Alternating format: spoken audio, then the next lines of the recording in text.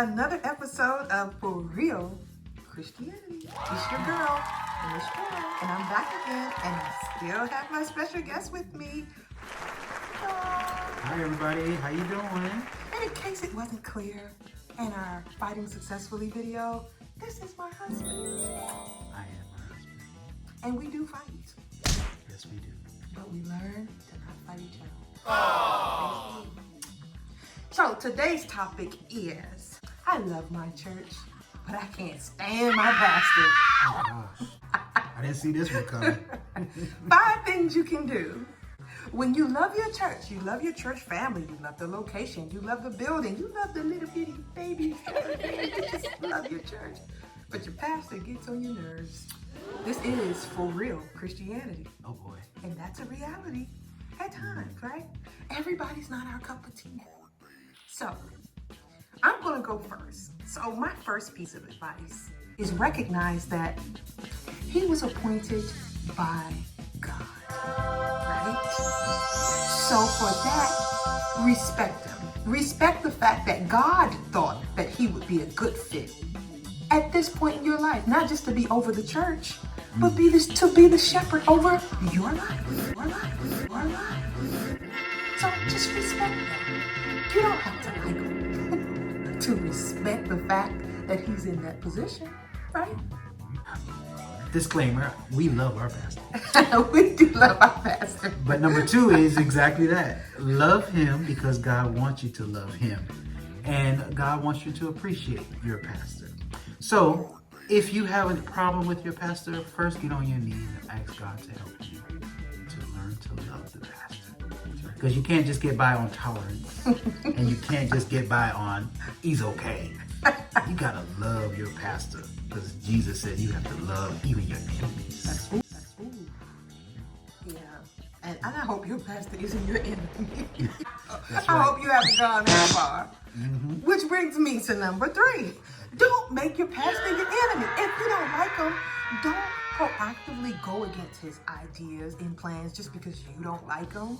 God gave him a vision. Yep, that's right. God don't have to CC you on the memo he sent to the pastor about what he needs to do. He's a pastor. It's his responsibility.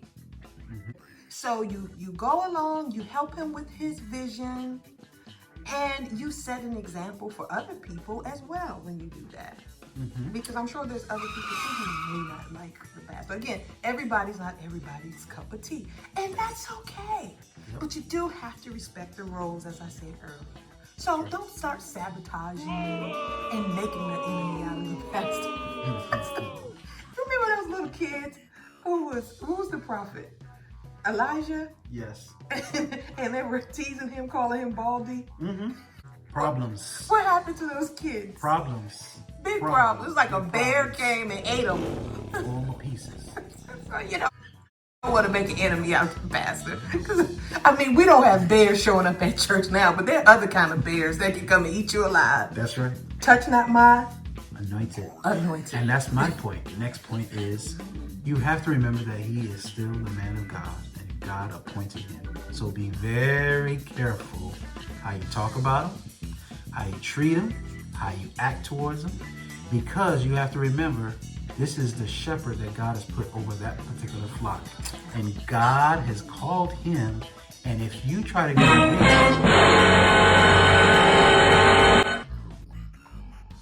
do you remember Moses and Aaron? And they started talking about Moses behind his back. Aaron started to get leprosy. His skin tried to change. And Miriam too. It goes to show you, like, don't talk about God's appointed person. Yes, touch my anointed, the Bible says. Or you might get the white man. Unclean! Unclean! And number 5, can I be honest with you? Maybe the pastor's not the problem. Maybe it's you. Maybe you're the problem. I mean, sometimes we have a way of bringing past people into to the now, right? Maybe your pastor reminds you of that uncle, you know, who just got on your nerves, or that former teacher, and you can't put your finger on it. And so as soon as you met him, you just already discounted the fact that you were going to have a good relationship with him. Yep. Or maybe you just have control issues. And the pastor's in a position of an authority, which means he has control. And you want to be in control. You don't want him to give you advice on your program you run. Yep. When ultimately, like I said before, it's his responsibility. It's his. So, Yep. I mean, I'm sorry, but it just might be you. And if you take a closer look in the mirror, you might just see that plank in your own eye. Be careful how you judge.